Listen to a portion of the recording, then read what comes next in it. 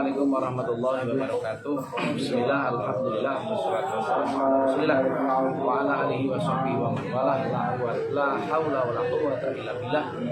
Amma ba'du.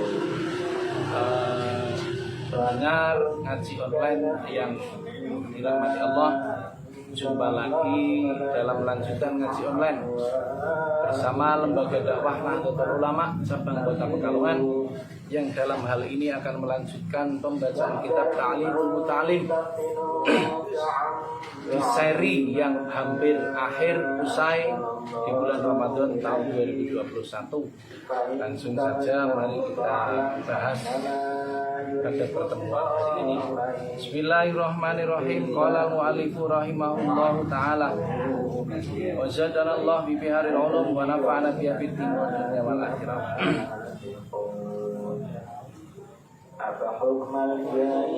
Wa kullu man istaghala bi syai'in minha yuftaradu alaihi ilmu taharruzi anil harami fi.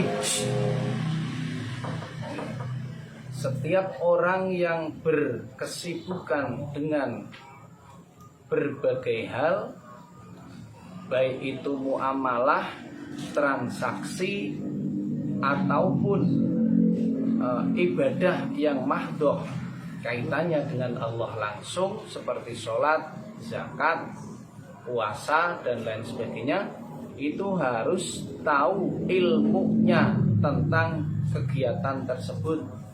Artinya ngaji tentang ilmu ibadah yang sedang digeluti.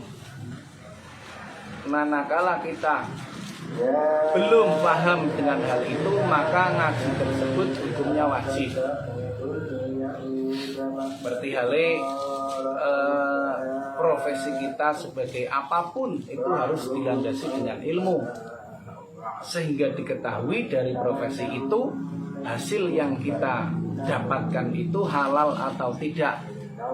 Karena kullu lahmin nabata ala haram fannaru aulabi.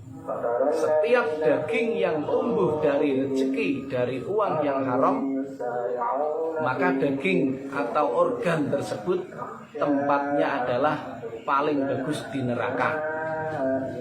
Dimaksud adalah tubuh manusia. Maka dari itu, dari keterangan tersebut harus kita pandai-pandai. Jangan sampai rezeki yang kita makan itu ternyata belum jelas kualitas halal dan haramnya. Tiwas kita sudah berhasil dan makan dari hasil itu diberikan kepada keluarga, anak, istri, bapak, ibu dan lain sebagainya. Akan tetapi ternyata muamalah ataupun pekerjaan kita itu hasilnya tidak halal, maka hal tersebut diancam.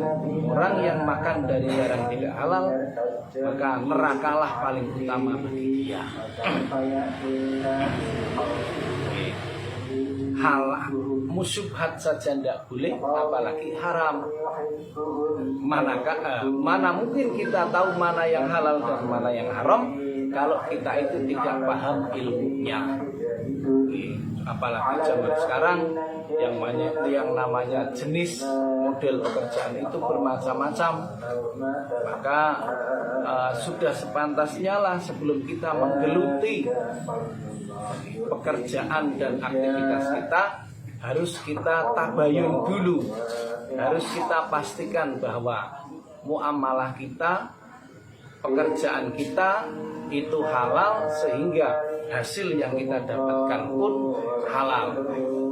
Man akalal halal sofat fikratuhu. Siapa yang biasa makan dari rezeki yang halal, maka hati dia menjadi bening, pikiran dia juga jadi bening. Artinya kalau memang rezeki dia halal, mulutnya selalu dia jaga. Pantas gak hal ini untuk diucapkan?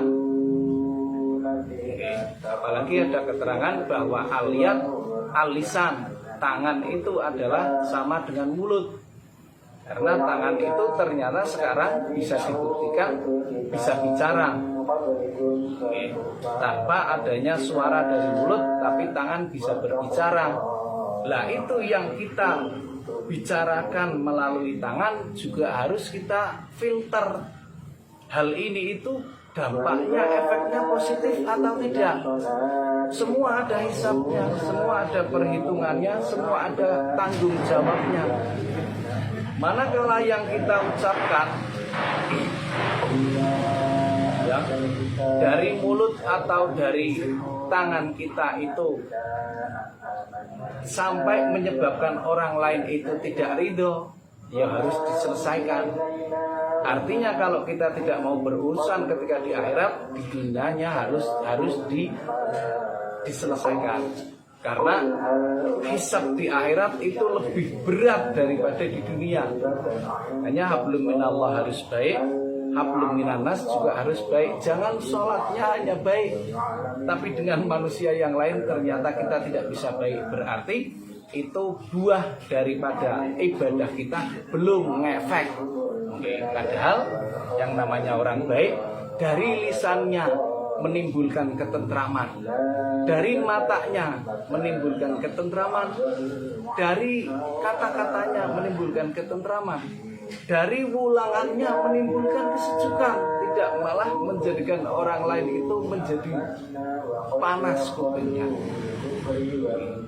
Itu semua harus diukur sesuai syariat, tidak diukur secara subjektif, karena penilaian orang itu pasti beda-beda. Lah, disinilah agama ada patokan dan batasan-batasan tertentu.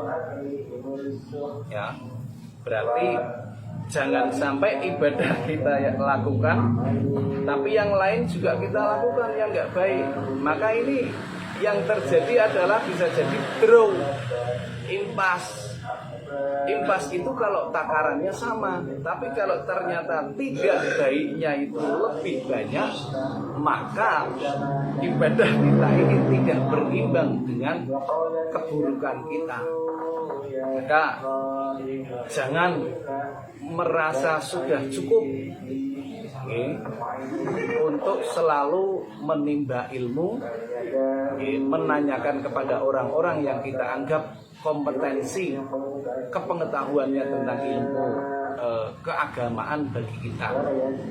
Karena salah dalam melangkah itu akan membutuhkan proses untuk mengulang kembali supaya kita tidak melakukan hal yang demikian.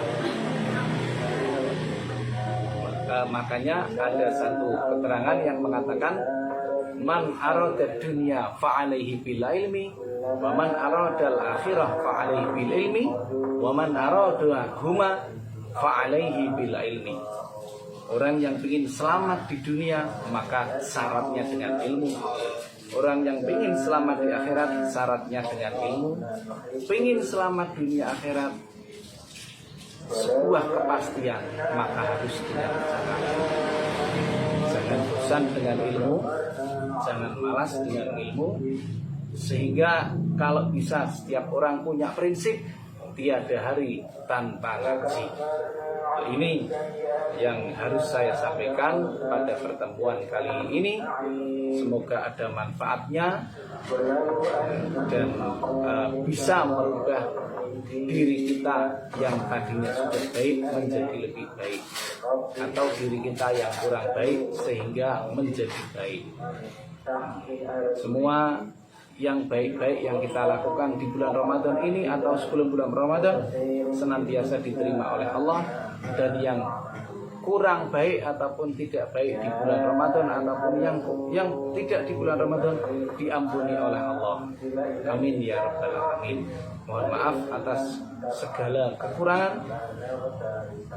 Wal afu minkum. Wassalamualaikum warahmatullahi wabarakatuh.